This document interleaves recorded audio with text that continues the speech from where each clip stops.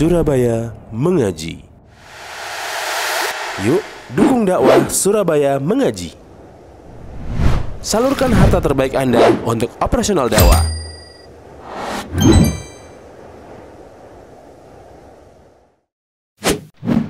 SM Store, amanah dalam muamalah. Assalamualaikum warahmatullahi wabarakatuh. Innal hamdalillah nahmaduhu wa nasta'inuhu wa nastaghfiruh wa na'udzu billahi min shururi anfusina wa min sayyiati a'malina. Man yahdihillahu fala mudilla lahu wa man yudlil fala hadiya lahu. Wa asyhadu an la ilaha illallah wahdahu la syarika lahu wa asyhadu anna Muhammadan abduhu wa rasuluhu la nabiyya wa la rasula ba'dah. Qala Allah tabaraka wa ta'ala fi kitabihil karim, ya ayyuhalladzina amanu taqullaha haqqa tuqatih wa la tamutunna illa wa antum muslimun. Wa qala nabiyullah sallallahu alaihi wasallam, فإن أصدق الحديث كتاب الله وخير الهدي هدي محمد صلى الله عليه وسلم وشر الأمور محدثاتها فإن كل محدثة بدعة وكل بدعة ضلالة وكل ضلالة في النار. Kaum muslimin wal muslimat rahimani wa rahimakumullahu jami'an. Alhamdulillah, pada malam hari ini kita kembali lagi dipertemukan oleh Allah Azza wa Jalla di dalam majlis yang mulia, yaitu majlis ilmu. Dan pada kesempatan kali ini kita akan membaca bab yang ke-22, yaitu bab tentang dalil-dalil yang berkaitan dengan penjagaan Nabi sallallahu alaihi wasallam terkait tauhid, serta beliau sallallahu alaihi wasallam telah menutup semua jalan yang menghantarkan ke dalam kesyirikan. Pada bab ini Al-Imam Syekhul Islam Muhammad ibnu Abdul Wahhab, beliau membawakan 3 dalil. Dalil yang pertama adalah firman Allah Azza wa Jalla di dalam surat At-Taubah. Allah Azza wa Jalla berfirman, laqad ja'akum rasulun min anfusikum. Laqad ja'akum rasulun min anfusikum azizun 'alaihi ma 'anittum harisun 'alaikum. Sungguh telah datang kepada kalian seorang rasul min anfusikum, dari jenis kalian sendiri. Azizun alaihi ma anitum harisun alaikum. Ia akan merasakan susah terhadap kesusahan yang menimpa kalian. Harisun alaikum, dan dia sangat antusias akan mendapatkan hidayahnya kalian. An Abi Hurairah radhiyallahu anhu qala, ini adalah dalil yang kedua. Hadis yang bersumber dari Abu Hurairah, semoga Allah Ta'ala meridhai beliau. Qala Rasulullah sallallahu alaihi wasallam. Rasulullah sallallahu alaihi wasallam beliau bersabda, la taj'alu buyutakum qubura. Janganlah kalian menjadikan rumah-rumah kalian sebagai kuburan. Wala taj'alu qabri 'idan. Dan janganlah kalian menjadikan kuburanku sebagai id. Wasallu alayya, dan bersolawatlah kalian kepadaku. Fa inna salatakum tablughuni haitsu kuntum. Sesungguhnya solawat kalian sampai kepadaku. Solawat kalian kepadaku akan sampai kepadaku haitsu kuntum, dimanapun kalian berada. Kemudian hadis yang ketiga, hadis yang bersumber dari Ali bin Abi Thalib, wa an Ali bin Al-Husain, dan dari Ali bin Husain, beliau adalah cucunya Ali bin Abi Thalib. Ali bin Al-Husain bin Ali bin Abi Thalib. Ya, Ali bin Al-Husain inilah yang dikenal dengan Zainul Abidin. Ya. annahu ra'a rajulan yaji'u ila furjatan kanat 'inda qabri Rasulillah au 'inda qabri Nabi sallallahu alaihi wasallam. Suatu ketika Ali bin Al-Husain melihat seorang laki-laki. Dia datang ke celah-celah yang ada pada kuburan Nabi sallallahu alaihi wasallam. Yaitu karena kuburan Rasul sallallahu alaihi wasallam berada di dalam rumahnya siapa? Aisyah radhiyallahu anha. Fayadkhulu fiha fayad'u. Maka laki-laki ini masuk ke dalam ruangan, rumahnya Aisyah yang di dalamnya ada kuburannya Nabi. Fayad'u, lantas dia pun berdoa kepada Allah Azza wa Jalla. Fanahahu, maka Ali bin Al-Husain melarang laki-laki ini. Wa qala, seraya berkata, ala uhaddithukum hadithan sami'tuhu min abi an jadji an Rasulillah sallallahu alaihi wasallam. Maukah kalian atau maukah kamu aku ceritakan satu hadis yang aku mendengarnya dari abi, dari bapakku, yaitu Al-Husain. An jaddi, dari kakekku, yaitu Ali. Ya, jadi nama cucunya seperti nama kakek, Ali bin Al-Husain bin Ali. Dan ini banyak dijumpai di kalangan orang Arab. Bahkan nama anak kadang-kadang sama dengan Bapak Muhammad bin Muhammad. Yahya bin Yahya. Ya. Salah satu rawi Al-Imam Muslim dan Al-Imam Malik itu ada yang bernama Yahya bin Yahya. Ya. Yahya bin Yahya. Yahya anaknya Yahya. Ya. Ini banyak dijumpai. Ya, an jaddi, dari kakekku. An Rasulillah sallallahu alaihi wasallam, dari Rasulullah sallallahu alaihi wasallam qal, beliau bersabda, la tattakhidhu qabri 'idan, janganlah kalian menjadikan kuburanku sebagai 'id, wala buyutakum kubura, dan janganlah kalian menjadikan rumah-rumah kalian sebagai kuburan-kuburan. Wasallu alayya, dan bersolawatlah kalian kepadaku. Fa inna taslimakum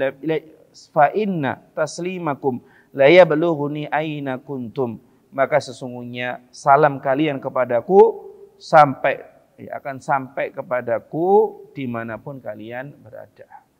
Ini adalah dalil yang dibawakan oleh al-muallif Syekhul Islam Muhammad ibnu Abdul Wahhab terkait bab ini. Bab ini ada beberapa permasalahan. Yang pertama adalah maksud dari bab. Yang dimaksud pada bab ini adalah sebagaimana yang telah berlalu pada bab-bab sebelumnya, di mana Rasulullah sallallahu alaihi wasallam beliau sangat menjaga urusan tauhid. Ya. Dan ini adalah juga merupakan kewajiban para dai, kewajiban para ulama. Ya, karena al-ulama warasatul anbiya, para ulama adalah pewaris para nabi. Ya, ketika Rasul sallallahu alaihi wasallam benar-benar perhatian terhadap masalah tauhid, maka orang-orang yang mengambil jalannya Rasul, yang meneruskan tongkat estafet dakwah para Rasul, harus perhatian dengan masalah tauhid. Namun bukan berarti mengenyampingkan perkara yang lain, enggak. Perhatian dengan masalah tauhid bukan mengenyampingkan masalah yang lain. Masalah fikih enggak penting, masalah akhlak enggak penting, tidak seperti itu. Ya. Prioritas tauhid. Namun ilmu-ilmu yang lain pun juga diperhatikan. Dalilnya atau contohnya siapa? Ya para ulama sendiri. Kita lihat Al-Imam Nawawi rahimahullah ta'ala. Beliau mengarang kitab tauhid, beliau mengarang kitab Tazkiyatun Nufus, beliau pun menulis kitab hadis. Ya. Al-Imam Ibnu Qayyim pun demikian. Ya. Jadi prioritas tetap tauhid, namun prioritas tidak mengenyampingkan yang lainnya. Nah, dan di antara kesalahan adalah memprioritaskan selain tauhid. Ya. Masalah akhlak, tazkiyatun nufus prioritas. Tapi tauhid tidak pernah diperhatikan, tidak pernah membahas masalah tauhid. Nah, ini adalah sebuah kesalahan. Ya. Jadi Rasul Shallallahu Alaihi Wasallam beliau menjaga umat Islam dari masalah dari kesirikan. Ya. Beliau perhatian dengan pembahasan tauhid. Kemudian masalah yang kedua adalah terkait dalil-dalil yang dibawakan oleh Syekhul Islam Muhammad bin Abdul Wahhab. Dalil yang pertama adalah firman Allah Azza wa Jalla, laqad ja'akum rasulun min anfusikum azizun 'alaihi ma 'anittum harisun 'alaikum. Makna ayat ini adalah annallaha yaqulu mumtinnan atau mumtannan 'ala ummah. Bahwasanya Allah Ta'ala berfirman dengan memberikan karunia terhadap umat ini. Inni arsaltu ilaikum rasulan arabiyyan min jinsikum. Sesungguhnya aku mengutus kepada kalian seorang rasul Arabiyan, dari kalangan orang Arab, min jinsikum, dari jenis kalian sendiri. Ya, Rasulullah SAW adalah orang Arab. Dan kita tidak berhak untuk protes. Kenapa Rasul enggak orang Jawa? Enggak boleh, enggak bisa. Allah Subhanahu wa taala yaf'alu ma yurid. Allah Azza wa Jalla melakukan apa yang Allah kehendaki. Tidak bisa diprotes oleh makhluknya. Ya. Dan pasti apa yang Allah Ta'ala lakukan memiliki hikmah dan maksud tertentu. Arabian min jinsikum, dari jenis kalian. Dari manusia, bukan seorang jin. Yukhatibukum bilisanikum, dia berbicara dengan kalian menggunakan bahasa kalian sendiri, yaitu bahasa Arab. Ya. Dan Rasul diutus sesuai dengan lisan kaumnya. Rasul Shallallahu Alaihi Wasallam berada di tengah-tengah orang Arab, berbicara dengan menggunakan bahasa Arab sebagaimana bahasa kaumnya. Dan Al-Quran berbahasa Arab, Al-Hadis pun berbahasa Arab. Maka tidak mungkin bisa memahami Al-Quran, memahami hadis kecuali melalui jalan memahami bahasa Arab. Ini sesuatu yang sangat gampang untuk dipahami. Oleh sebab itu kaum muslimin harus perhatian dengan bahasa Arab, belajar bahasa Arab. Gitu loh. Barusan tadi sore ya, pas sampai di sini, lihat buka status WA, ternyata ada yang mengatakan bahwasanya pondasi agama itu tauhid akidah, bukan bahasa Arab. Gak ada dalil yang menerangkan orang yang tidak bisa bahasa Arab itu kekal di dalam neraka. Ini ucapan benar. Ada qaulun hak, benar. Memang pondasi agama kita, pokok agama kita itu adalah tauhid. Siapa yang menyangka? Gak ada. Dan memang gak ada nas mengatakan siapa yang tidak bisa bahasa Arab kekal di dalam neraka. Juga gak ada. Benar. Tapi kalau ucapan ini dipakai untuk ngembosi umat Islam agar tidak belajar bahasa Arab, ini salah. Gitu loh. Kenapa? Abu Jahal itu nggak mau Islam gara-gara paham bahasa Arab. Ya. Kenapa Abu Jahal nggak mau mengucapkan la ilaha illallah? Karena dia paham makna dari la ilaha illallah. Gitu. Dan kaum muslimin sekarang banyak yang melakukan amalan-amalan yang bisa menggugurkan la ilaha illallah, namun setiap hari mereka mengucapkan la ilaha illallah. Kenapa? Bertentangan antara amaliyah dan kaul, amal dan ucapan. Senangnya la ilaha illallah, tiap hari mengucapkan la ilaha illallah, tapi tiap hari juga menggugurkan makna la ilaha illallah. Kenapa demikian?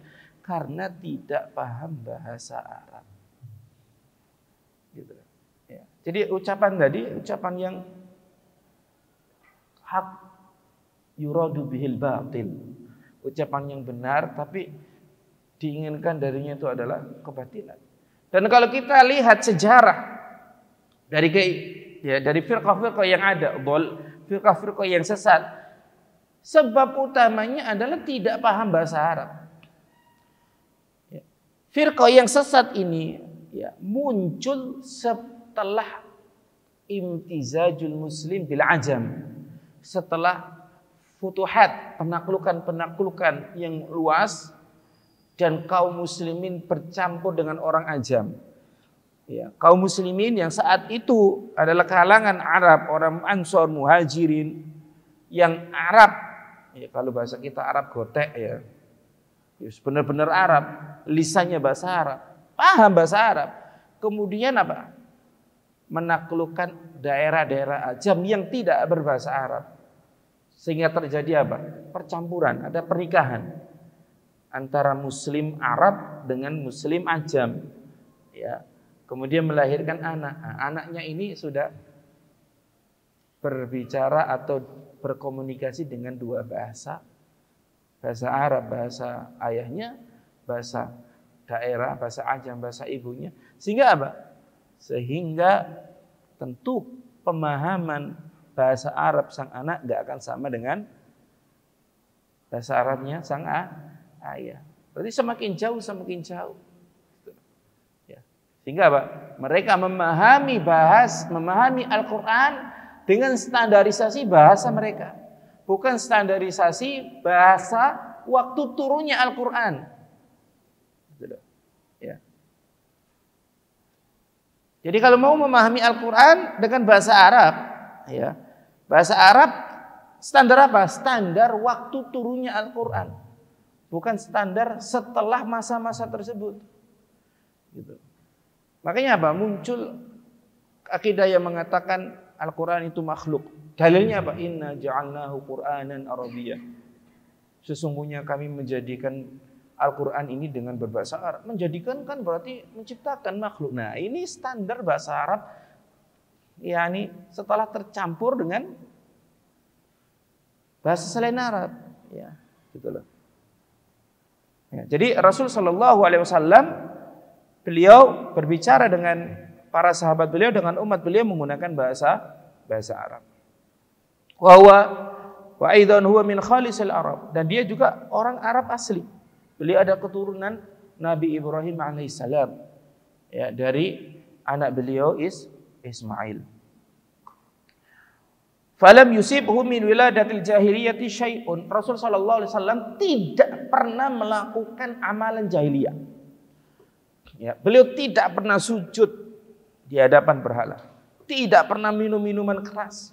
Kerusakan-kerusakan yang ada pada zaman jahiliyah ya dahulu tidak sekalipun dilakukan oleh Rasul sallallahu alaihi wasallam. Ya. Disebutkan dalam riwayat beliau pernah berkeinginan menghadiri pesta pernikahan. Ya. Ya namanya pesta pernikahan banyak hal kemungkaran. Namun ternyata apa? Allah Subhanahu wa taala jadikan beliau pingsan di tengah jalan. Sehingga apa? Tidak sampai hadir di pesta pernikahan tersebut. Ya. Jadi benar-benar Allah Subhanahu wa taala menjaga Rasulullah sallallahu alaihi wasallam. Dan umat Islam harus menjaga, membela kehormatan Rasul sallallahu alaihi wasallam. Tidak boleh umat Islam cuek ketika kehormatan Rasul sallallahu alaihi wasallam dicoba-cabik, tidak boleh. Ya. Harus ada apa? Kecemburuan di dalam hati kita kalau sudah berkaitan dengan Rasul sallallahu alaihi wasallam. Gitu loh. Ya. Kita pun ya, seandainya nyawa kita digunakan untuk membela Rasul sallallahu alaihi wasallam, maka itu tidak sia-sia. Ya. Dan ini yang dilakukan oleh para sahabat Nabi sallallahu alaihi wasallam. Ketika perang Uhud, Nabi sallallahu alaihi wasallam terdesak. Semuanya mengelilingi Rasul sallallahu alaihi wasallam.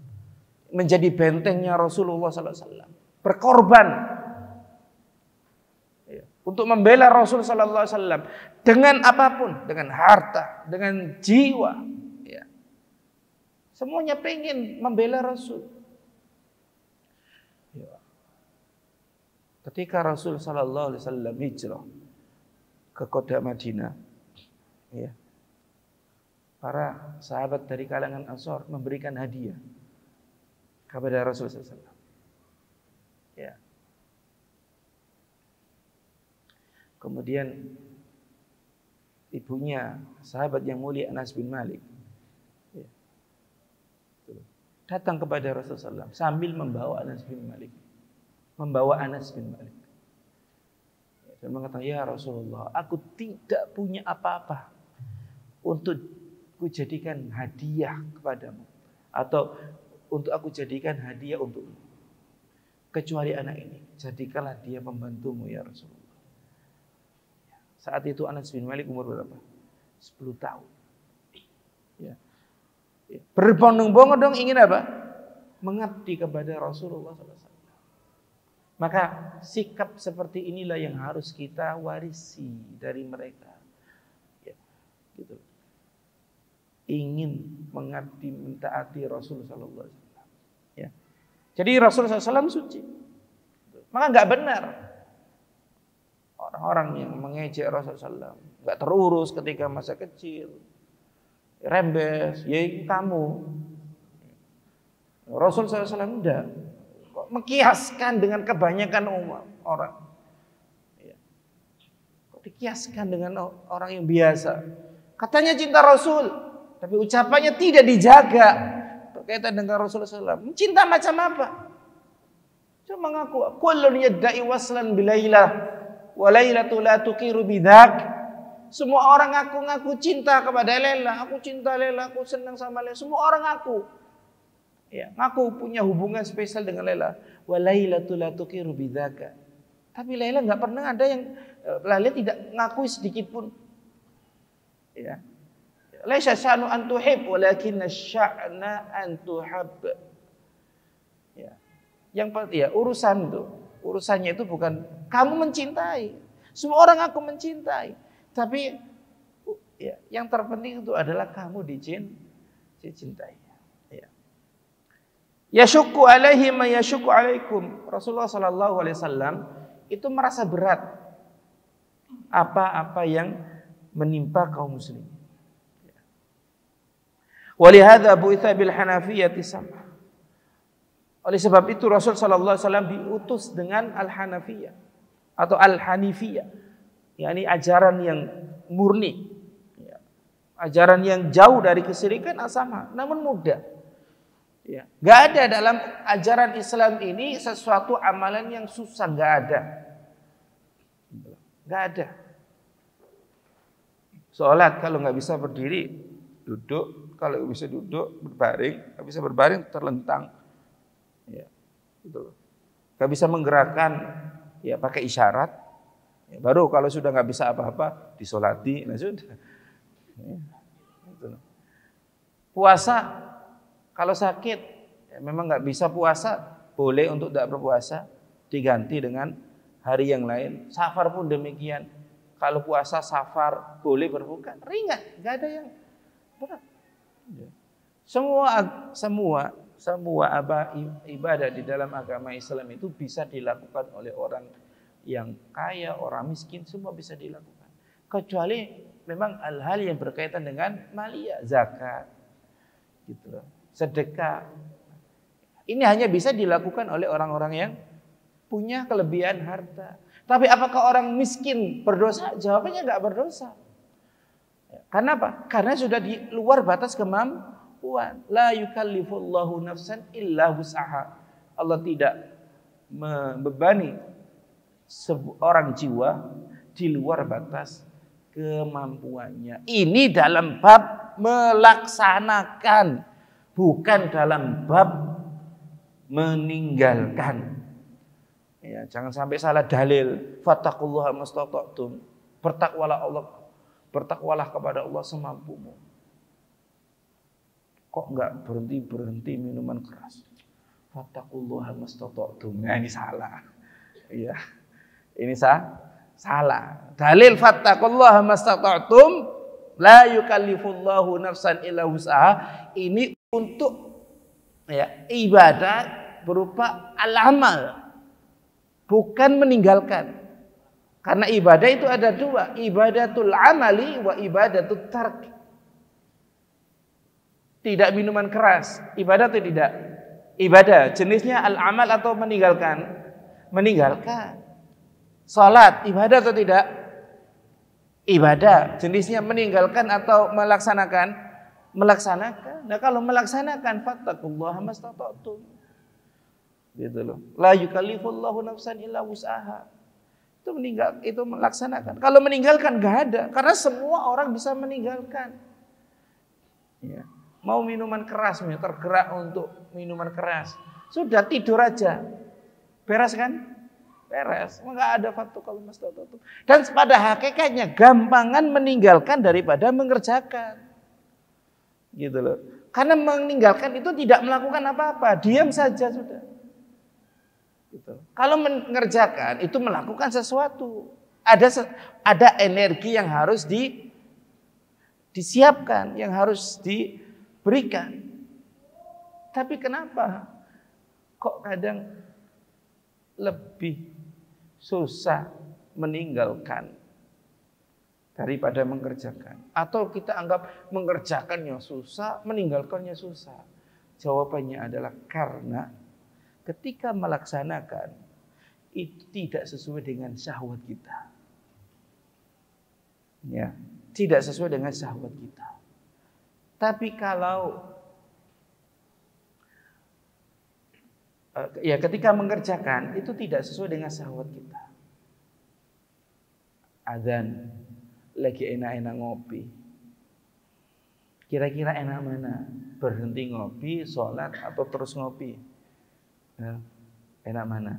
Ya enak ngopi Ustaz. Ya.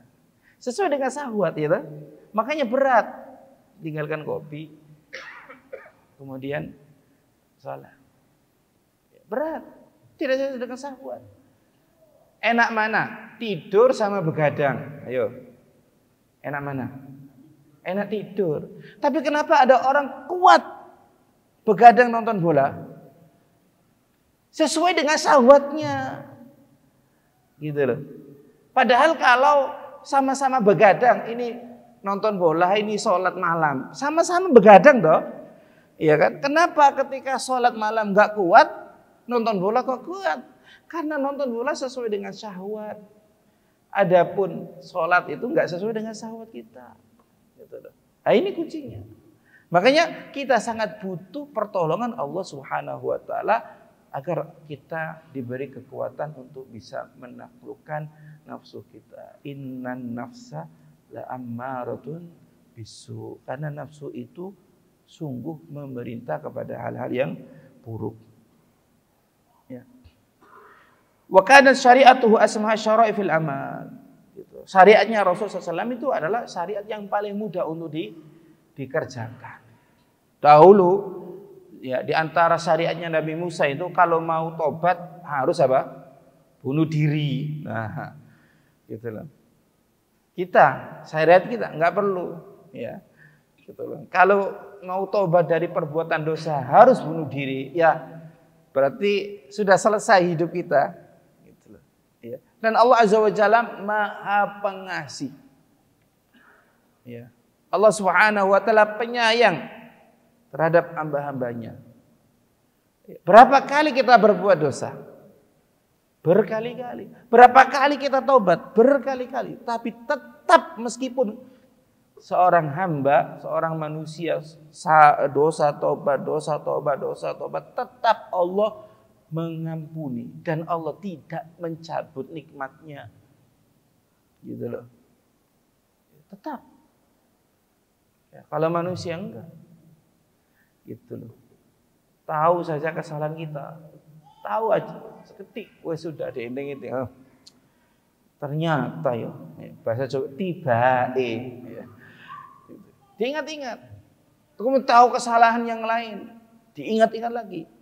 Ya, padahal mungkin kesalahan-kesalahan yang dia ketahui itu adalah sebuah kesalahan yang sudah ditinggalkan, sudah ditaubati. Maka kita sekali lagi ketika melihat saudara kita ya berada di dalam kesalahan, jangan sekali-kali kita celah. Jangan sekali-kali kita umbar kesalahan tersebut, jangan. Sudah wes cukup, berhenti. Karena siapa tahu dia sudah bertaubat kepada Allah Azza wa Jalla. Siapa tahu dia sudah istighfar. Gitu loh. Ya. Adapun kita nggak tahu. Ya, kedepannya kita terjatuh ke dalam kesalahan atau tidak. Ya. Bukankah di antara penjelasan para ulama adalah siapa yang mencela dosa yang dilakukan oleh saudaranya, maka dia tidak akan mati kecuali apa? Akan melaksanakan dosa itu terlebih dahulu. Ini hukumannya. Ya. Bahaya. Ya. Wa kana yatruku amalan li alla yashqa ala ummati. Terkadang Nabi sallallahu alaihi wasallam beliau meninggalkan satu amalan ya sebagai apa? Bentuk kasih sayang kepada umatnya agar tidak memberatkan umatnya. Di antaranya apa? Laula an asyqa ala ummati la amartuhu bisiwaki inda kulli wudu. Kalau seandainya tidak memberatkan umatku, niscaya aku akan suruh mereka selalu bersiwak setiap kali wudu. Ternyata ini apa? Tidak dilakukan Nabi. Di antaranya adalah salat tarawih. Rasulullah sallallahu alaihi wasallam ya ketika malam tarawih berjamaah dengan para sahabat. Setelah itu enggak tarawih berjamaah dengan para sahabat. Ya, tujuannya apa? Takut kalau itu diwajibkan.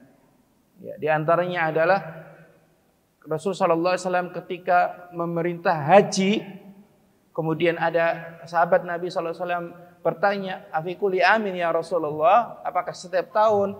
Beliau tidak menjawab, diulangi lagi. Tidak menjawab lagi, ya. Sampai akhirnya beliau menjawab, "Kalau aku katakan ya, niscaya kalian tidak akan mampu." Nah, siapa yang mampu sekarang haji setiap tahun? Ya, jangan setahun.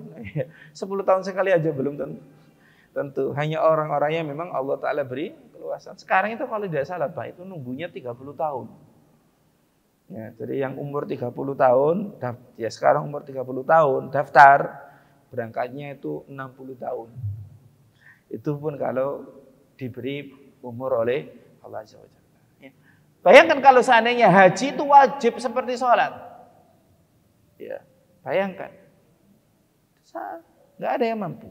Ya. Tapi sekali karena Islam adalah agama yang mudah, ya, sesuai dengan apa? Fitrah dan kemampuan manusia. Ketika ada yang mengatakan, ya, syariat Islam ini berat, maka dia kemungkinan terkena syubhat atau dia mendahulukan syahwatnya. Gitu loh. Ya. Nggak ada yang susah. Ya. Kemudian permasalahan yang ketiga adalah yaitu min hirsihi sallallahu alaihi wasallam ala ighlaqi bab syirki. Antusias Nabi sallallahu alaihi wasallam di dalam menutup pintu kesyirikan. Nahyuhu an yuttakhadha qabruhu aidan, berupa apa? Beliau melarang kuburan beliau sendiri sebagai id, perayaan. Nah. Hal ini didasarkan oleh dua dalil. Dalil yang pertama adalah hadis Abi Hurairah radhiyallahu anhu qala Rasulullah sallallahu alaihi wasallam la taj'alu buyutakum qubura. Janganlah kalian menjadikan rumah-rumah kalian sebagai kuburan, dan la taj'alu buyutakum qubura. Janganlah kalian menjadikan rumah-rumah kalian sebagai kuburan. Dzakara Ibnu Taimiyah anna fi hadhil jumlati faidataini. Ibnu Taimiyah rahimahullah ta'ala menerangkan bahwasannya sabda Nabi sallallahu alaihi wasallam la taj'alu buyutakum qubura, janganlah kalian menjadikan rumah kalian sebagai kubur. Nah, itu ada dua faedah, ada dua makna. Yang pertama adalah an-nahyu an ta'tilis salati fil buyut, melarang atau adanya larangan tidak mengerjakan sholat sama sekali di rumah, gitu loh. Yang dimaksud adalah sholat sunnah, bukan sholat wajib.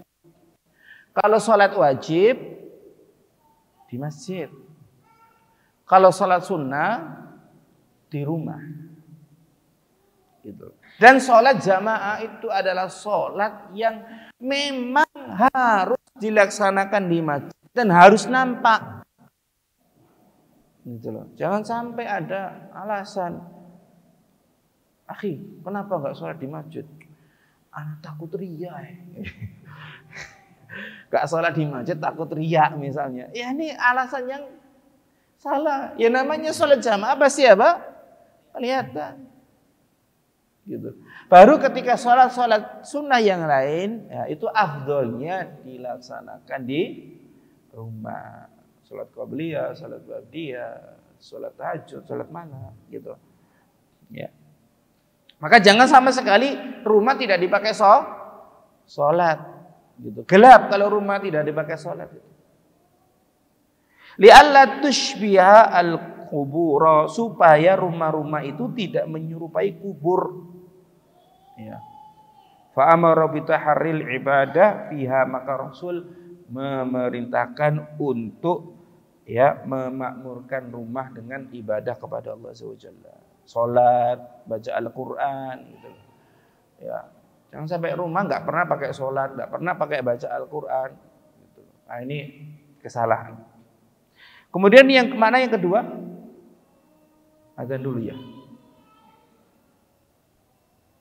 Monggo azan dulu. Taib. Mana yang kedua dari sabda Nabi, la taj'alu buyutakum qubura, janganlah kalian menjadikan rumah-rumah kalian sebagai kuburan, adalah an-nahyu 'anis sholati 'indal quburi, larangan salat di sisi kuburan. Dan ini sudah kita bahas pada bab sebelumnya, bahwasanya tidak boleh beribadah kepada Allah di kuburan. Ingat. Ya, beribadah kepada Allah di kuburan saja tidak boleh, apalagi beribadah kepada kuburan, lebih tidak boleh lagi. Kemudian sabda Nabi SAW, wala taj'alu qabri 'idan. Yang namanya id, ya, id itu adalah sebuah istilah yang digunakan untuk sesuatu yang senantiasa berulang, ya, senantiasa kembali. Ada ya'udu, artinya kembali, ya. Atau i'tada ya'tadu, terbiasa. Makanya Idul Fitri artinya apa?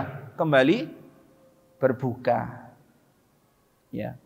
Setelah dilarang makan ba'da tulu'il fajri, setelah selesai 1 bulan, ya, selesai bulan Ramadan, maka Idul Fitri kembali lagi boleh makan ba'da tulu'il fajar. Ya. Maka pada hadis ini Rasul Shallallahu Alaihi Wasallam melarang untuk menziarahi kuburan beliau secara khusus. Nah, melarang ziarah ke kuburan Nabi secara khusus. Karena ada hadis yang lain. La tashuddur rihali illa ila thalathatil masajid. Tidak boleh ya, capek-capek safar dalam rangka ibadah kecuali ke 3 masjid. Masjid Nabawi, Masjidil Haram, dan Masjid Al-Aqsa. Jadi kalau ke Madinah, niatnya bukan ziarah kuburan Nabi. Niatnya adalah menziarahi Masjid Nabawi untuk sholat di dalamnya, karena sholat di dalamnya dilipat gandakan. Nah, mumpung di Madinah, itu loh, mumpung ya kan dekat ya, ziarah sekali. Ya, tapi dari Indonesia ke Madinah ziarah kubur Nabi, setelah itu selesai, nggak boleh. Ya, nggak boleh. Ya, makanya karena Rasul mengatakan wala taj'alu qabri 'idan, jangan kamu jadikan kuburanku id. Apa kata Syekh Muhammad bin Shalih Ai tataraddadu ala qabri, jangan bolak-balik nang kuburanku. Ya.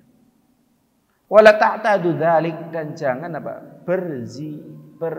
Jangan terbiasa hal itu. Gitu. Dan saya ulangi lagi, landasan kita di dalam beragama itu adalah hadis, dalil, bukan ucapan seseorang. Gitu. Ya. Kita tidak sedang melarang ziarah kubur, bukan, enggak. kita menerangkan ziarah kubur yang syar'i itu kayak begini loh. Difahami melarang-larang ziarah kubur. Ini gagal paham namanya. Gitu loh. Ya. Kita tetap mengatakan ya, Rasulullah SAW beliau bersabda kuntunahitukum ani ziyarati fazuruh. Dulu aku pernah melarang kalian ziarah kubur, maka sekarang berziarah kuburlah. Kita amalkan hadis ini. Namun prakteknya bagaimana? Apakah harus pakai berhari-hari perjalanan? Ya, jawabannya enggak. Prakteknya adalah ya kita ziarah kubur yang ada di daerah kita. Karena ziarah kubur itu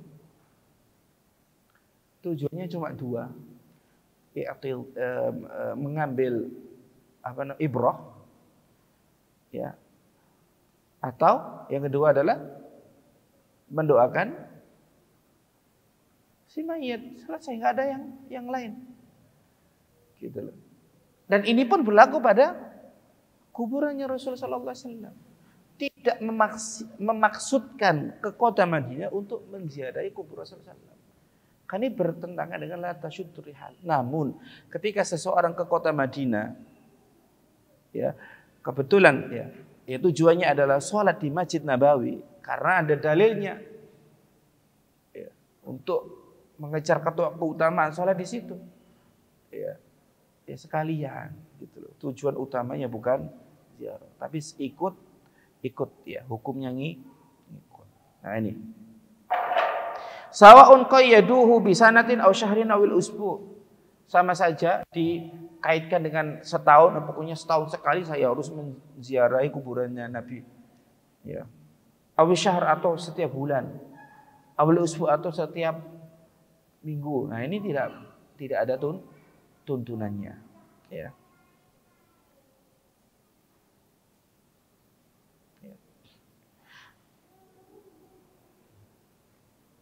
Nah, fa amma ziyaratu qabrihi sallallahu alaihi wasallam, ya, maka adapun ziarah Nabi, ziarah kuburan Nabi SAW biduni syaddir rihali, tanpa harus susah payah perjalanan, wa biduni ghuluwin fihi, dan tanpa ada kehuluan, wa ibadatin indahu, dan juga tanpa disertai ibadah di sisi kuburan beliau, fatajuz, maka ini boleh, ya. Jadi tetap kita kaitkan atau ikat permasalahan ziarah kubur ini dengan hadis Nabi, la tasyuddur rihali illa ila thalathatil masajid. Ya, ini menjadi apa? Kaidah di dalam menghukumi safar dalam rangka ibadah. Ya. Kemudian dalil yang kedua, dalil yang terakhir adalah dari sahabat Ali bin Abi Thalib, ya, di mana cucu beliau Ali bin Al-Husain bin Ali melihat seorang laki-laki masuk melalui celah-celah kamarnya Nabi dan beribadah, berdoa di sisi kuburan Nabi SAW. Ya, beliau mengatakan, ya, maukah kalian aku bacakan satu hadis yang aku dengar dari ayahku, dari kakekku, dari Rasulullah SAW. La tattakhidhu kuburi aidan, ini sudah kita bahas. Wala buyutakum kubur, ini sudah kita bahas. Wassallu alayya fa inna taslimakum la yablughuni aina ma kuntum. Nah, ini adalah yakni syariat untuk bersolawat kepada Nabi Muhammad SAW dimanapun kita berada. Ya, salawat yang diajarkan oleh Rasul adalah Allahumma sholli ala Muhammad wa ali Muhammad kama shallaita ala Ibrahim wa ala ali Ibrahim innaka Hamidum Majid. Ya, Allahumma sholli wa sallim alaihi, ya, digabungkan. Dikatakan oleh para ulama bahwasannya seorang muslim tidak diperkenankan hanya sekedar bersalawat kepada Nabi SAW. Harus diiringi dengan salam. Ya. Tidak boleh. Jika itu menjadi kebiasaan. Sallallahu alaihi Muhammad. Setiap kali salawat, sallallahu alaihi Muhammad, sallallahu alaihi Muhammad, sallallahu alaihi Muhammad. Tidak pernah sallallahu alaihi wasallam taslima. Enggak pernah Allahumma sholli wa sallim ala nabiyyina Muhammad. Enggak pernah. Tapi Allahumma sholli ala Muhammad gitu tak. Ini tidak boleh. Jika menjadi kebiasaan. Kalau sekali-kali, ya sekali-sekali, ya sangat jarang dilakukan, sekali 2 kali lah, maka ini tidak mengapa. Kenapa? Karena di dalam Al-Quran perintahnya itu bukan sekedar salawat. Innallaha wa malaikatahu yusalluna 'alan nabi ya ayyuhalladzina amanu sallu 'alaihi wa sallimu taslima. Perintahnya sallu 'alaihi wa sallimu. Gitu loh. Bukan sallu 'alaihi saja. Allah berfirman sallu 'alaihi wa sallimu, 2. Gitu loh. Ya, maka di sini para ulama mengambil apa? Hukum bahwasanya secara asal sholawat itu harus disertai dengan salam. Boleh sesekali tidak pakai salam, tapi hukumnya hanya sesekali. Tapi kalau i'tada ala dzalik, membiasakan hal itu, setiap sholawat tidak pakai salam, ini terlarang karena menyelisih ayat. Ya, Allah berfirman sallu alaihi wasallimu, bukan sallu saja. Ya. Nah, dimanapun kita sholawat pasti sampai kepada Nabi SAW. Di masjid, di kamar, di tempat kerja, ya, pasti sholawat itu sampai kepada Rasulullah SAW. Demikian yang bisa disampaikan. Semoga bermanfaat bagi kami pribadi dan bagi jamaah sekalian. Dan semoga Allah Subhanahu wa taala memberikan kita taufik ilmu yang bermanfaat, ilmu yang mampu melahirkan amal saleh. Saya tutup dengan bacaan kafaratul majlis. Subhanakallahumma wa bihamdika asyhadu an la ilaha illa anta astaghfiruka wa atubu ilaik. Wassallallahu ala nabiyina Muhammad wa sallama taslima.